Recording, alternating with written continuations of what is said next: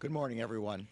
Here with me today are Associate Attorney General Vinita Gupta, Assistant Attorney General for Civil Rights Kristen Clark, and First Assistant United States Attorney Ann Billson.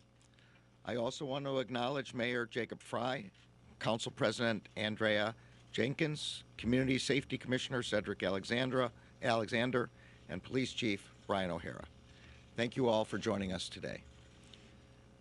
On May 25, 2020, George Floyd was killed at the hands of a law enforcement officer who was sworn to protect him. As Mr. Floyd died, other officers failed to intervene. The Justice Department has since convicted 4 former Minneapolis police officers for their roles in the death of George Floyd. As I told George Floyd's family this morning, his death has had an irrevocable impact on the Minneapolis community, on our country, and on the world. His loss is still felt deeply by those who loved and knew him, and by many who did not. George Floyd should be alive today. Shortly after I was sworn in as Attorney General, I announced that the Justice Department had opened a separate civil investigation into whether the Minneapolis Police Department, the MPD, and the City of Minneapolis engage in a pattern or practice of unconstitutional or unlawful policing. I am here today to announce the findings of that investigation. I am also announcing that the Justice Department, the City of Minneapolis, and the MPD have agreed in principle to negotiate towards a consent decree. Since opening the investigation, the Justice Department has engaged in a comprehensive review of MPD's policies, training, supervision, and use of force investigations. Our review focused on MPD as a whole, not on the actions of any individual officer. We observed many MPD officers who did their difficult work with professionalism, courage, and respect. But the patterns and practices we observed made what happened to George Floyd possible. As one city leader told us, quote, "These systemic issues didn't just occur on May 25th, 2020. There were instances like that that were being reported by the community long before that." The Department of Justice has concluded that there is reasonable cause to believe that the Minneapolis Police Department and the City of Minneapolis engaged in a pattern or practice of conduct that violates the First and Fourth Amendments of the United States Constitution. There is also reasonable cause to believe that they engage in conduct that violates Title VI of the Civil Rights Act of 1964, the Safe Streets Act, and the Americans with Disabilities Act. Specifically, we found that MPD and the City of Minneapolis engages in a pattern or practice of using excessive force, unlawfully discriminating against Black and Native American people in enforcement activities, violating the rights of people engaged in protected speech, and discriminating against people with behavioral disabilities and responding to them in crisis. I will discuss each finding in somewhat greater detail. First, we found that the Minneapolis Police Department routinely uses excessive force, often when no force is necessary, including unjust, deadly force and unreasonable use of tasers. MPD officers discharge firearms at people without assessing whether the person presents any threat, let alone a threat that would justify deadly force. For example, in 2017, an MPD officer shot and killed an unarmed woman who he said had, quote, spooked him when she approached his squad car. The woman had called 911 to report a possible sexual assault in a nearby alley. We also found that MPD officers routinely disregard the safety of people in their custody. Our review found numerous incidents in which MPD officers responded to a person's statement that they could not breathe with the version of, "You can breathe, you're talking right now." We also found that MPD officers failed to intervene to prevent unreasonable use of force by other officers. Indeed, as outlined in our report, Years before he killed George Floyd, Derek Chauvin used excessive force on other occasions in which multiple MPD officers stood by and did not stop him. Second, we found that MPD unlawfully discriminates against Black and Native American people in its enforcement activities, including the use of force following stops. Based on our review of the data, MPD officers stop, search, and then use force against people who are Black and Native American at disproportionate rates. The data showed, for example, that MPD stopped Black and Native American people nearly 6 times more often than white people in situations that did not result in arrest or citation, given their shares of the population. We found several incidents in which MPD officers were not held accountable for racist conduct until there was a public outcry. For example, after MPD officers stopped a car carrying 4 Somali American teens, one officer told the teens, quote, "Do you remember what happened in Black Hawk Down when we killed a bunch of your folk? I'm proud of that. We didn't finish the job over there. If we had, you guys wouldn't be over here right now." As everyone no doubt knows, this is a reference to the 1990s raid by American Special Forces in Mogadishu. Such conduct is deeply disturbing, and it erodes the community's trust in law enforcement. Third, we found that MPD violates the rights of people engaged in protected speech, including by retaliating against protesters as well as members of the press. For example, on May 30th, 2020, MPD officers encountered journalists who were sheltering at a gas station. One officer approached a journalist who was filming while holding up his press credential and shouting, "I'm press." The officer forcefully pushed the journalist's head to the pavement, and when the journalist held up his press credential again, an MPD sergeant pepper sprayed him in the face and walked away.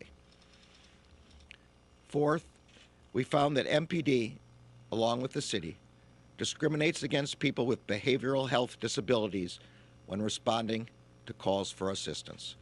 Assistant Attorney General Clark will discuss these findings in further detail. To the credit of MPD and city leaders, some important changes have already been instituted. Those include prohibiting all types of neck restraints and banning no-knock search warrants. But as the report outlines, there is more work to be done. The Justice Department is recommending 28 remedial measures that provide a starting framework to improve public safety, build community trust, and comply with the Constitution and federal law. As I noted at the outset, in an important step toward reform, the City of Minneapolis and MPD have signed an agreement in principle with the Department of Justice. This agreement commits the city and MPD to work with the Justice Department, the community, police officers, and other stakeholders to address the problems that we have identified. And this agreement commits all parties to the negotiation to negotiate a legally binding consent decree with an independent monitor. We are grateful to city and MPD leaders for their shared commitment to addressing these deep-seated challenges. I also want to take this opportunity to address the officers of the Minneapolis Police Department. Your profession is essential. The work you do on a daily basis is extremely difficult and often very dangerous. Your responsibilities are enormous and could not be more important. You are asked to keep your community safe, to uphold the rule of law, and to ensure equal justice under law. For you to succeed, your police department must provide you with clear policies and consistent training that explain and reinforce constitutional boundaries and responsibilities. It must give you the support you need to do your jobs safely and effectively.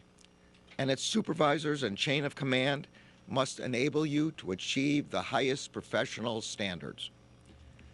This agreement is an important step forward toward providing you with the support and resources you need to do your job effectively and lawfully. And finally, to the people of Minneapolis, thank you for your partnership throughout our review process.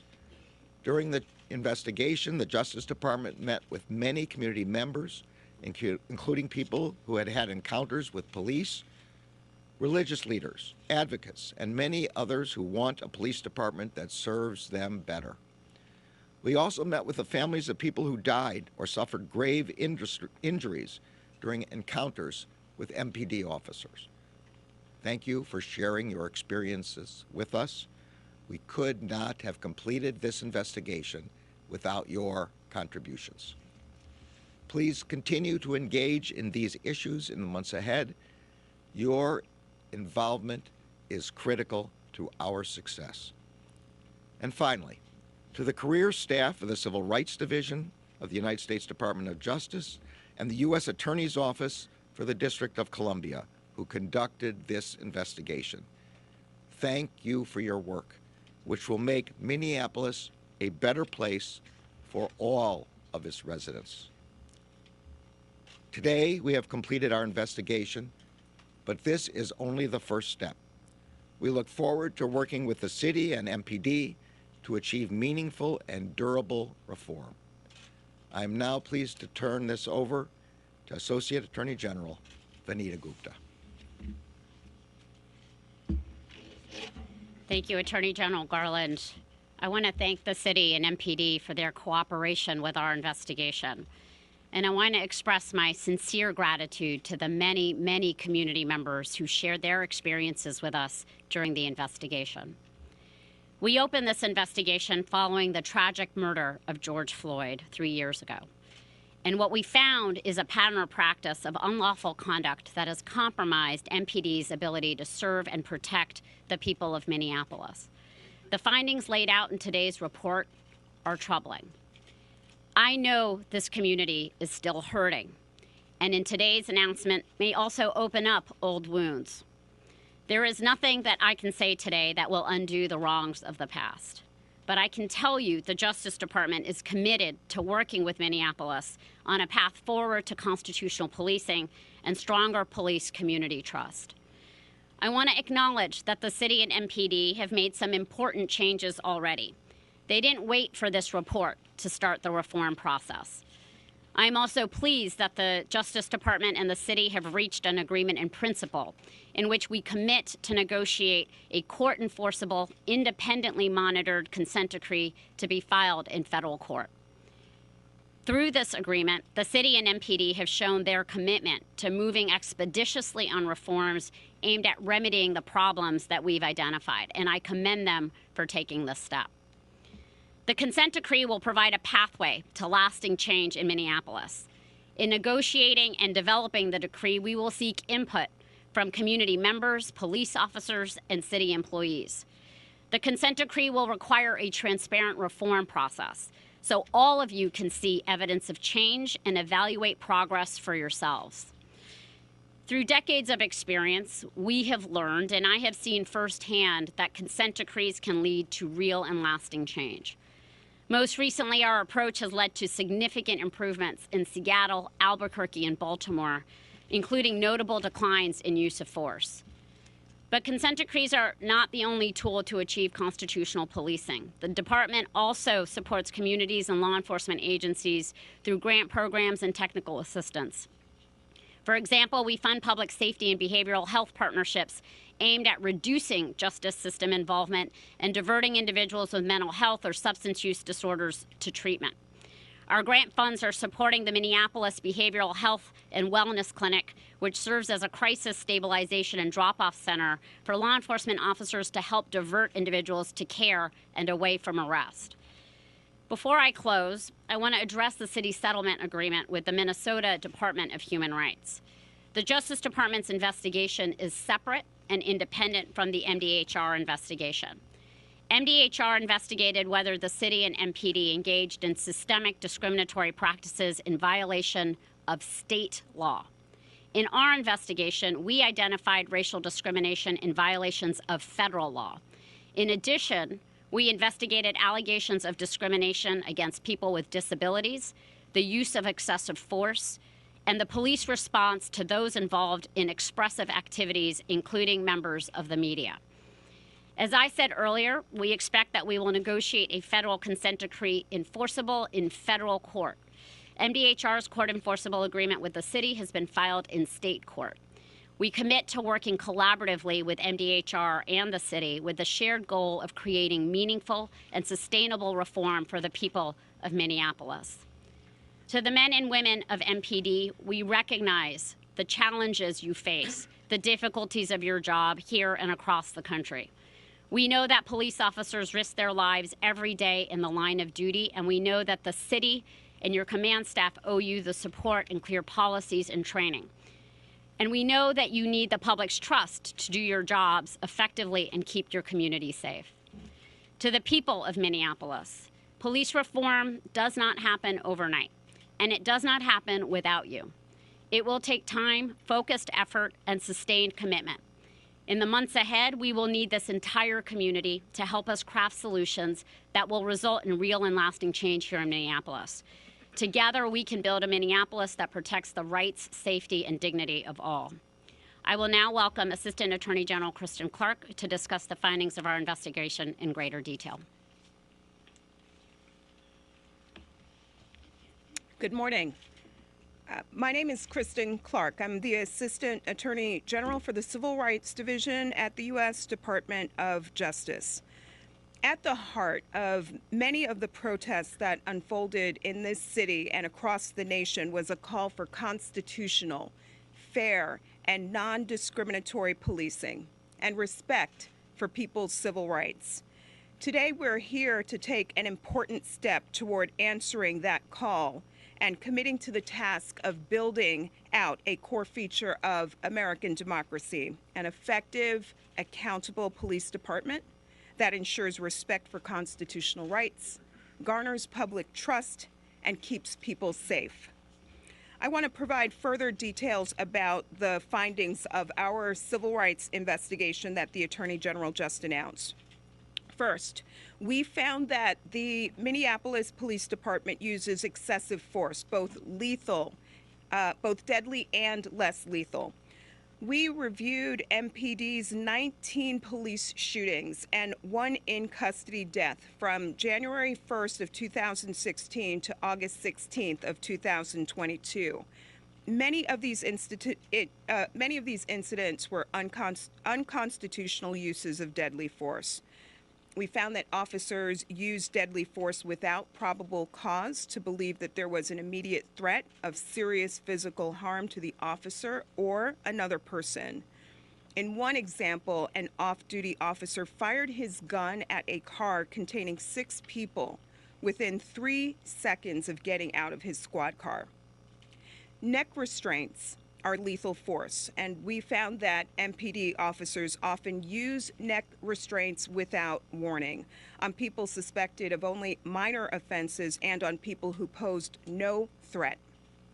We also reviewed less lethal uses of force, tasers, bodily force, and pepper spray. MPD officers' use of tasers often is inconsistent with MPD's own policy and occurs without warning.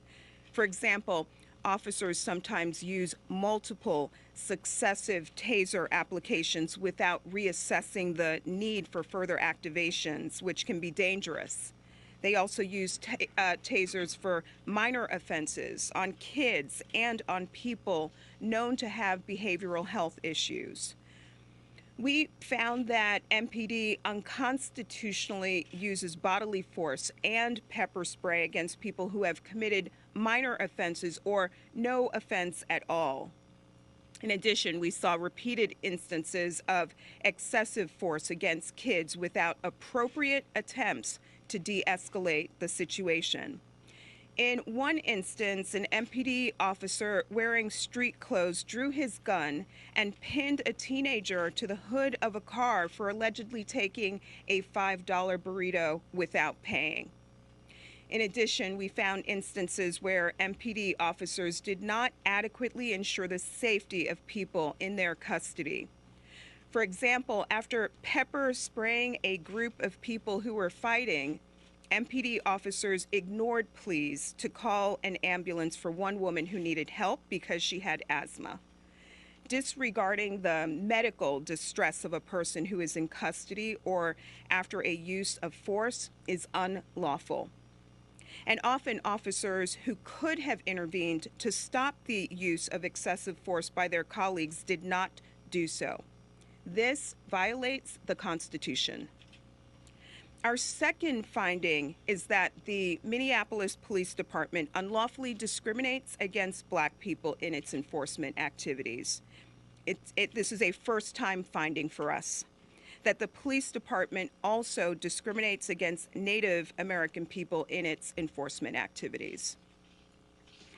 With our statistical experts, we reviewed over 5 years of MPD data from November 1st of 2016 to August 9th of 2022 on roughly 187,000 traffic and pedestrian stops. We also conducted interviews and ride-alongs, and we reviewed other documents and information that the city provided. As part of this systemic discrimination, we found that MPD disproportionately stops Black people and Native American people.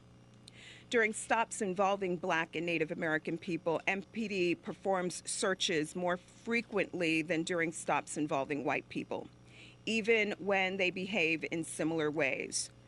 MPD also uses force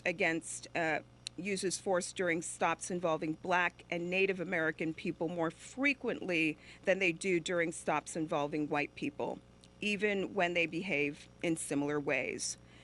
This too is another first. This is the first time that we have made a finding that the police department unlawfully discriminates by using force after stops against Black and Native American people.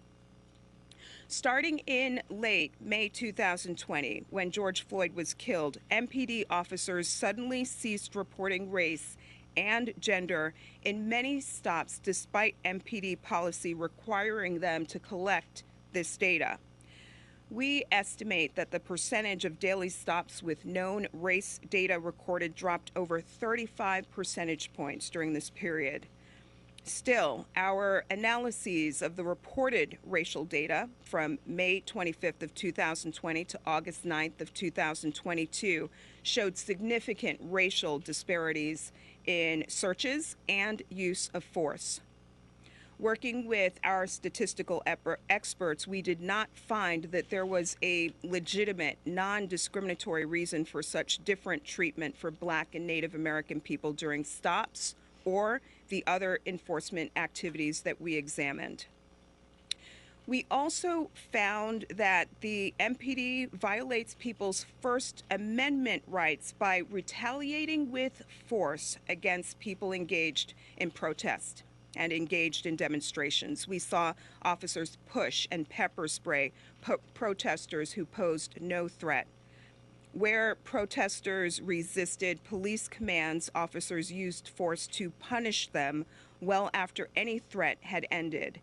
For example, during a protest in March of 2021, officers beat, kicked, and shoved protesters even after they were restrained. One officer used his full body weight, kneed a passive, restrained protester in the neck as he lay face down, an act that amounted to deadly force. MPD retaliates against journalists and unlawfully restricts their access during protest. Under the First Amendment, the press must be allowed to safely gather and report the news. In addition, we found that the police department retaliates against people who challenge or question them during stops and calls for service. The Constitution protects the right to criticize officers, even with profanity. We also found that MPD officers retaliate against people who observe and record them, even though they have a right to do so. All of this violates the law. Our fourth and final finding is that the MPD and the city of Minneapolis discriminated against people with behavioral health disabilities when responding to calls for assistance. Many calls for service related to behavioral health do not require a law enforcement response. These calls often involve no violence, weapon, or immediate threat. And in these circumstances, a law enforcement-led response can lead to trauma, injury, and even death to people experiencing behavioral health issues. But these harms may be avoided by dispatching behavioral health responders where appropriate. And they can be mitigated by sending behavioral health responders with police where a law enforcement response may be needed. To assess the police department and city's response to behavioral health calls, we analyzed a random sample of behavioral health-related 911 calls to which MPD responded. And we learned that MPD and the city often send the police unnecessarily and that people are harmed as a result. For the vast majority of the calls we reviewed, the person needing behavioral health attention was not reported to have a weapon or to pose an immediate threat.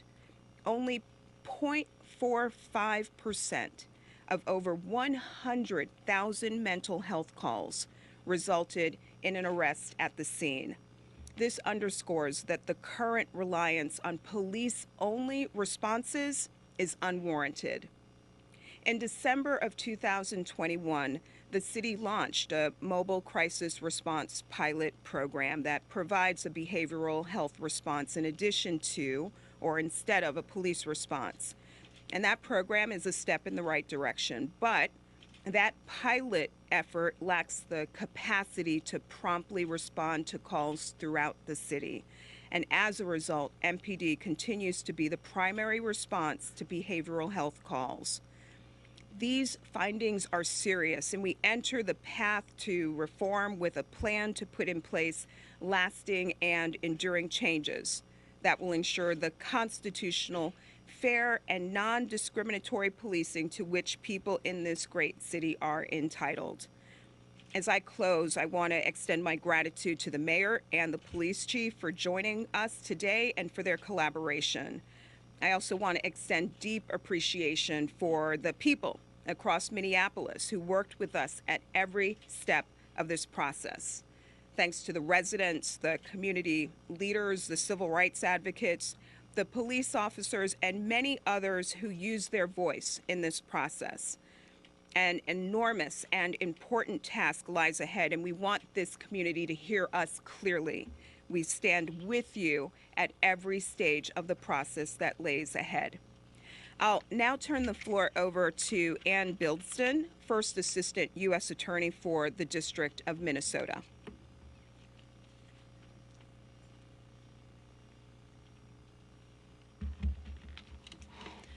Good morning. Thank you, Assistant Attorney General Clark. My name is Ann Bildston, and I'm the First Assistant U.S. Attorney here at the U.S. Attorney's Office in Minneapolis. I am honored to stand here today with our department leadership. Their presence in our city reflects the deep importance of this matter to the department, both now and in the future. And I'm thankful for their strong leadership. While the world watched the tragic events in Minneapolis, those events devastated our community. In Minneapolis, we reached a tipping point long in the making and born of a flawed system, but also irrefutable. And now, on this day, we are at a turning point, and there is the hope of change through justice. Following a thorough Department of Justice investigation, we have the resolve, the right people at the table, and the legal foundation to make fair and lawful policing a reality for our entire community. Change will not happen in an instant. It will be a progression.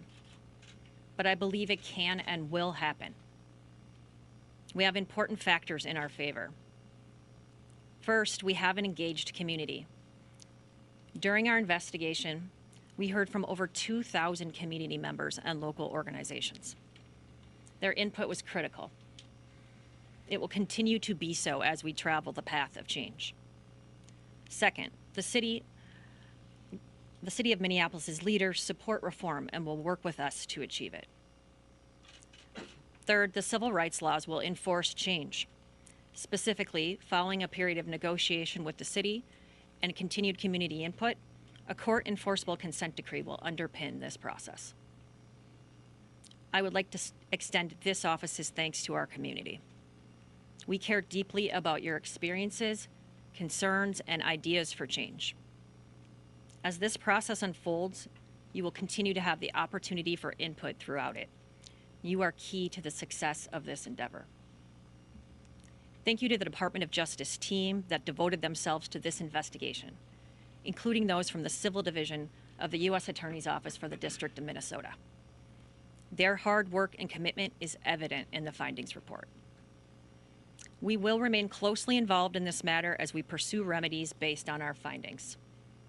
This office relies on the work of law enforcement, and we value those relationships. But we will act where unconstitutional and illegal policing occurs. Doing so helps ensure that our communities are truly safe and that our police forces are sound and respected. Thank you to the city for its cooperation with our investigation and commitment to change as we move forward. We appreciate our relationships with city leaders and look forward to joining them to bring change to policing in Minneapolis. I would now like to welcome to the podium Minneapolis Mayor Jacob Frey.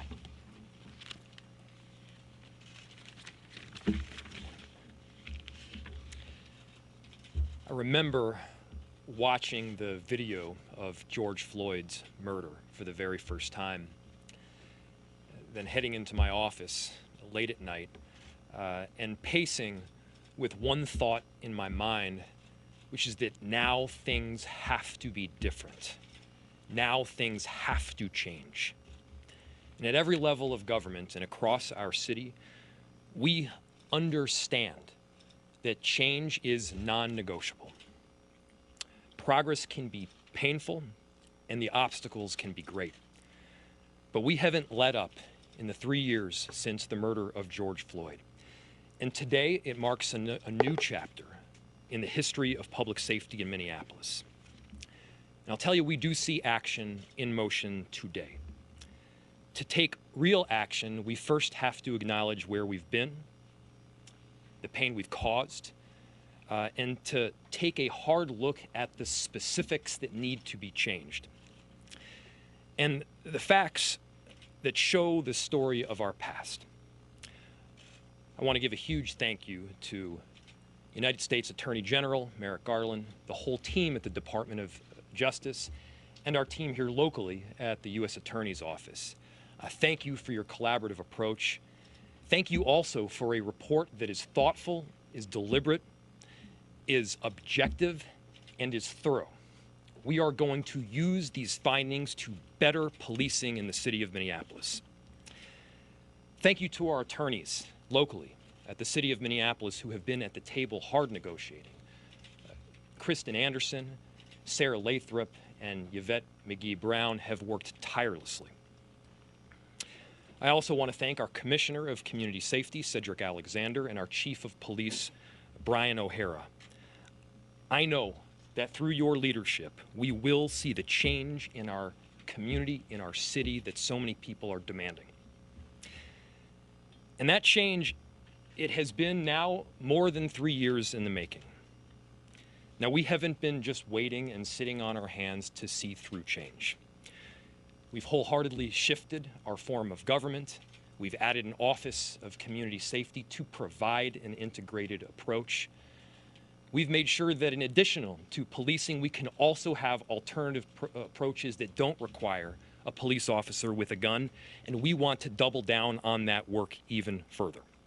We hired a new commissioner, a new police chief, a new city attorney. We're doubling down on violence prevention work even further, and we want to extend and enhance safety beyond policing.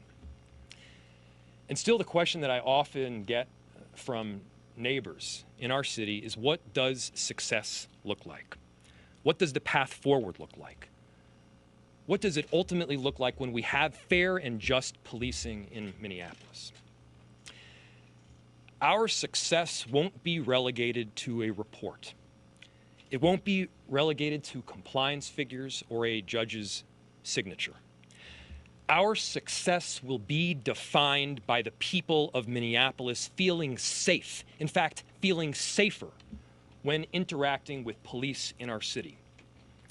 We are not going to stop until every single person in every single neighborhood and zip code feels safe interacting with the police. That's regardless of their background, regardless of the neighborhood that they call home. We need them to feel safer in interacting with a police officer, knowing that that officer is guided by commitment to justice. The data and the facts the DOJ has presented in these findings are aligned with what communities of color have been telling us now for many years, in fact, generations. Since May of 2020, we've been facing this reality on a daily basis. And while I do believe that we've made progress, the truth is that we still have a whole lot of work to do. We're leaning into that work. And the truth is that we needed this help. We needed this partnership with the Department of Justice to further embed the policy shifts that we've made. And as I've said before, change, it doesn't just happen on paper. We can pass all the policy we want, but until every single supervisor, every single rank and file officer understands the policy that's in place, is trained in on that policy, and is held accountable when the expectations and the values that we expect are not met, until those things happen, we aren't there yet. The success I talked about earlier, that will be fulfilled when we see a true culture shift within the Minneapolis Police Department. I'm committed to this work. Our police department and our chief is committed to this work. Our city enterprise is committed to this work. From our commissioner to our chief to rank and file, we are ready to give Minneapolis residents reason to believe that change is in fact happening. Change they can see and change that they can feel, not on a piece of paper, but in every single interaction that they have. To the officers who have stuck around, thank you. I know you're committed to this work. I believe you are ready for change too. You're here for the right reasons, to protect and serve our community with respect and dignity. This work happens in partnership. I'm optimistic that over the next several years, and yes, this will take several years, that Minneapolis will be the city that the nation looks to for constitutional and trustworthy policing. And I'm looking forward to partnering with the DOJ in this process. This work is foundational to the very health of our city. We have the power here to effect lasting change, to effect generational change, and we embrace that.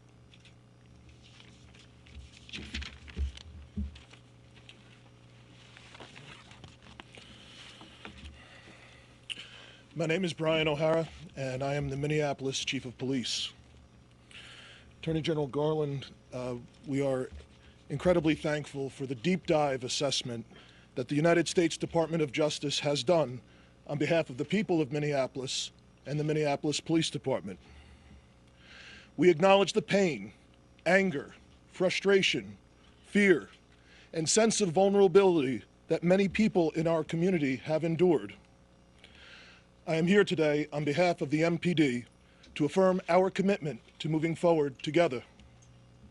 It is our time to lead, to heal, rebuild, and create the kind of police department that every Minneapolis resident deserves. Know that the good people of the MPD are deeply committed to making it the best police department in the nation. But we will only be able to do that with the support of our entire community. When I became the police chief, I pledged to work hand in hand with all of our partners to rebuild bridges of trust and safety in Minneapolis. That work started the day I became chief, and it will continue in earnest until the MPD fully reflects the constitutional, fair, and just system of policing services the people of Minneapolis deserve. I have been through this before. I know what good constitutional policing looks like, and I trust that the experience I have gained from my years in Newark, leading police and earning the trust of many in community through the implementation of reforms under a federal consent decree there, will help ensure that the MPD will be successful at making change real here. Our goal is to move forward together and ensure that we provide the best possible policing services for all members of our community. I promise you today that our department will be transparent and will provide an ongoing accounting of our successes as well as our challenges, while at the same time continuing our dedicated efforts to keep all people of Minneapolis safe and secure today and tomorrow. It's a tall order, but one that I strongly believe we can achieve together. We will change the narrative around policing in this city. Out of the darkness and trauma our residents and our police officers have experienced over the last 3 years, we will emerge as a beacon of light for the rest of the world. I have great faith in the resilience of the MPD and in the character of our community. As we move through this process together, we will continue to heal and we will rebuild stronger. At the end of this process, our city will be safer, and the police and all communities of this city will be more united than ever before.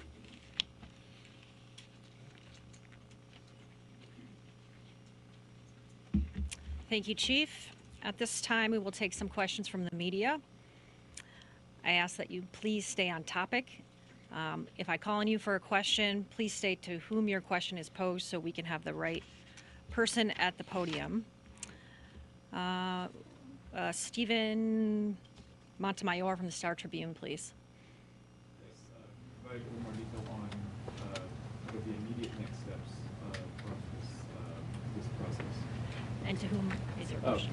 To yourself or Attorney General Garland. The immediate next steps are consultations with stakeholders, of which there are many in the community. And I'm going to, because you're looking for more detail than just that general answer, I'm going to ask Kristen Clark to fill in. The community will be deeply engaged every step of the way. The city has entered into an agreement in principle and agreed to enter into a consent decree that will include an independent monitor. That consent decree will be entered in a federal court before a federal judge. We will take in input from the community, from stakeholders, and from law enforcement in putting together the terms of that consent decree that will include the reforms that we deem necessary to resolve the 4 core findings that are set forth in the Justice Department's findings report.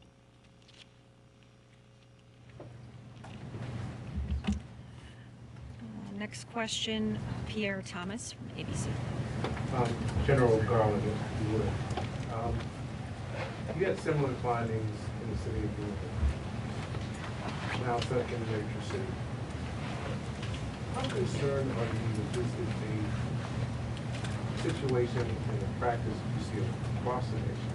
And speak, if you would, to the importance of addressing it in the sense that Black people, brown people, this is how they live their daily lives.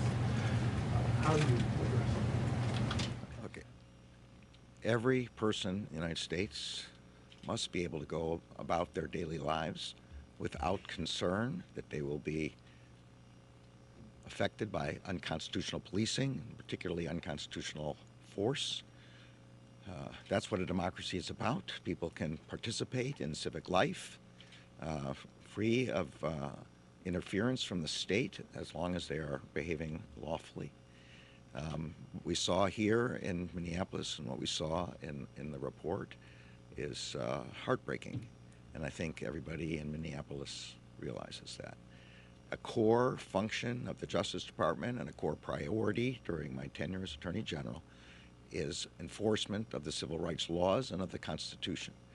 That's why we did this investigation. This was, I think, one of the first things I announced when I became Attorney General.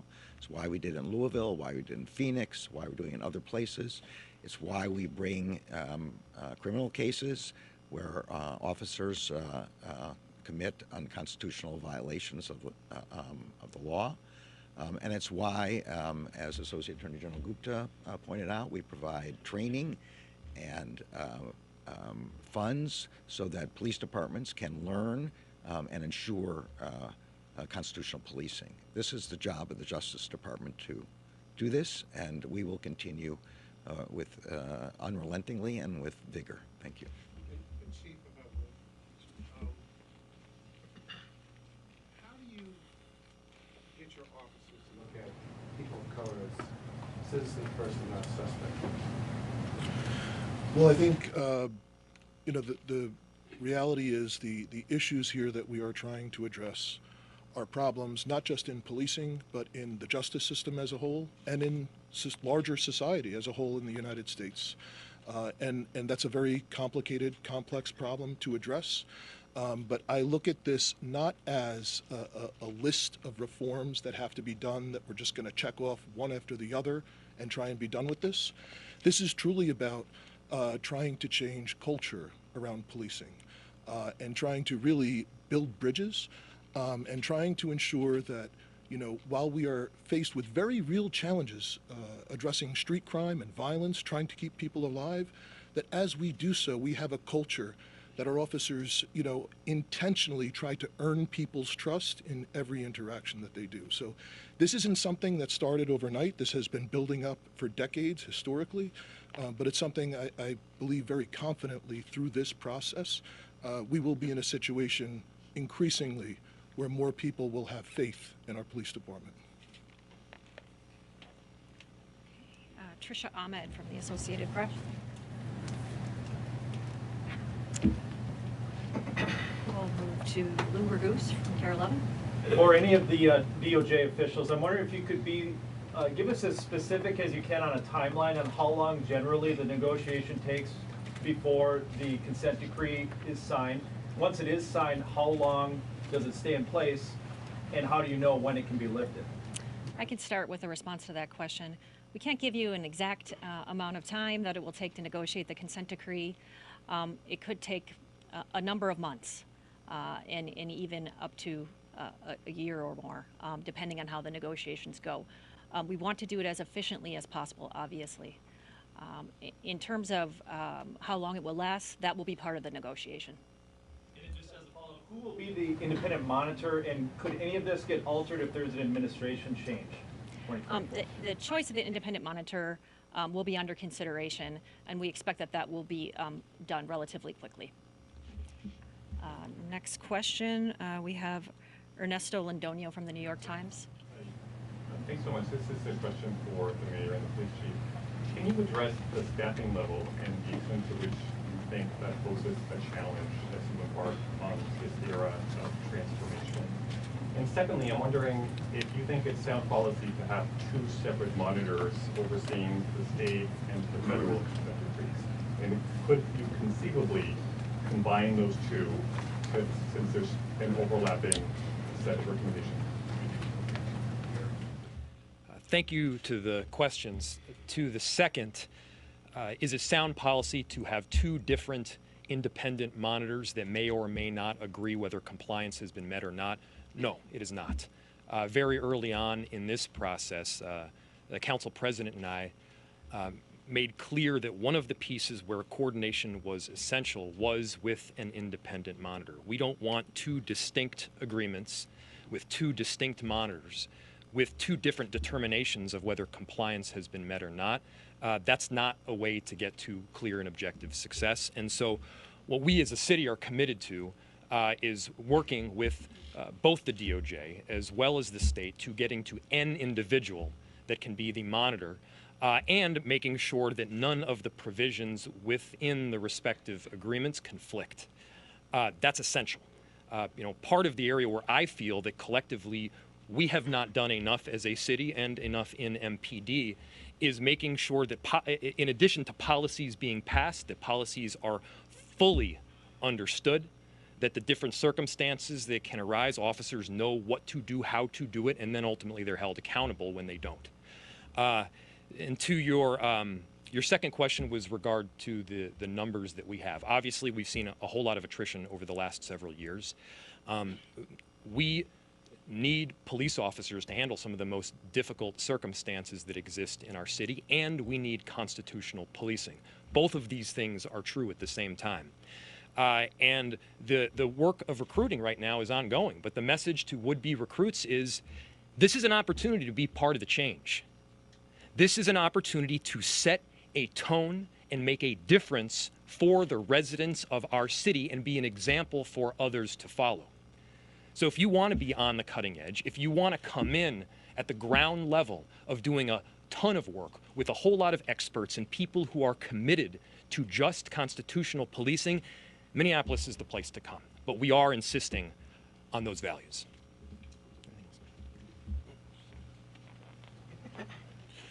Just to add to what the mayor said, obviously the MPD has lost hundreds of officers over the last 3 years.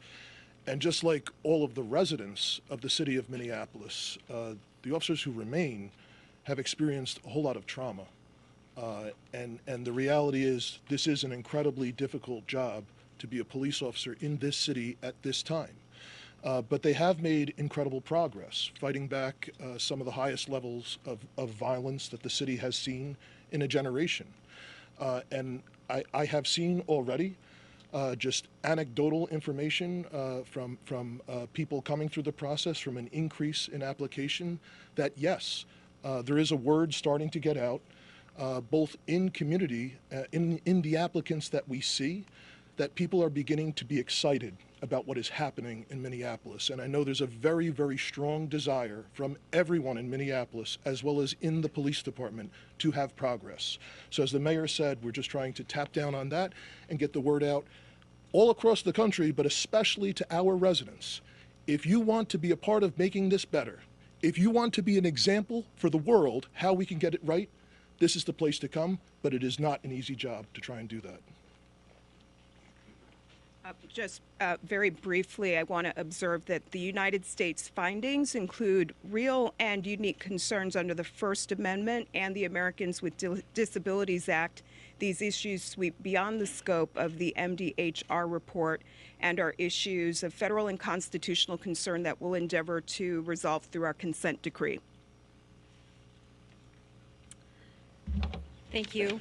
This concludes our remarks today. I do want to note that the Justice Department will hold a virtual presentation on the findings tonight at 5 p.m. Members of the public are encouraged to attend and learn more about the findings. We will post the link to this on our social media and website. Thank you all for coming today.